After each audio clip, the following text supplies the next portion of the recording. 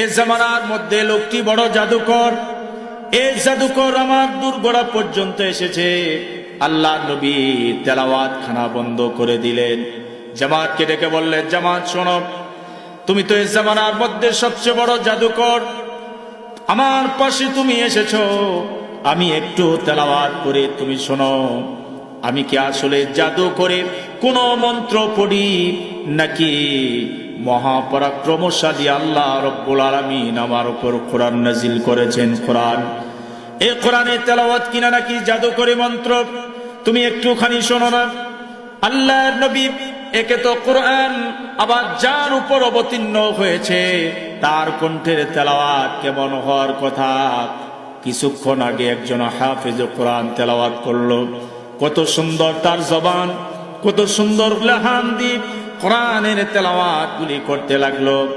এত সুন্দর তেলাওয়াত পৃথিবীর জমিনে আজও এ বাংলার জমিন থেকে 7 বার চ্যাম্পিয়ন হয়ে গেল বাংলাদেশের হাফেজের কোরআন। বাংলাদেশের হাফেজের কোরআনকে সাধুবাদ জানাতে হয়। এজন্য যে এ বাংলার জমিনের সন্তানগুলি যারা 73 দেশকে পিছনে ফেলে, যারা 103 দেশকে পিছনে ফেলে বাংলাদেশের পতাকা বহির্বিশ্বে উত্তোলন করেছে একমাত্র আল্লাহ রাব্বুল আলামিন বলেন, الذي خلق الموت والحياة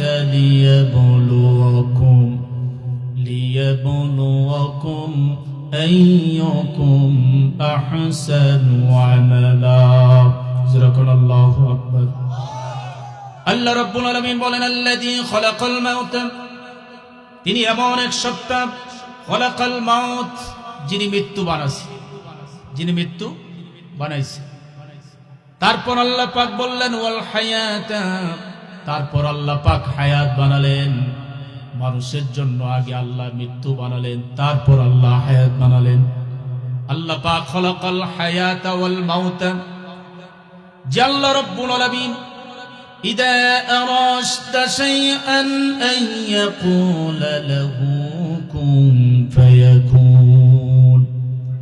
আল্লাহ পাক কেমন এক শক্তিধর ক্ষমতাবান, যিনি শুধুমাত্র বলেন কুন হয়ে যাও, হও, সঙ্গে সঙ্গে হয়ে যায়।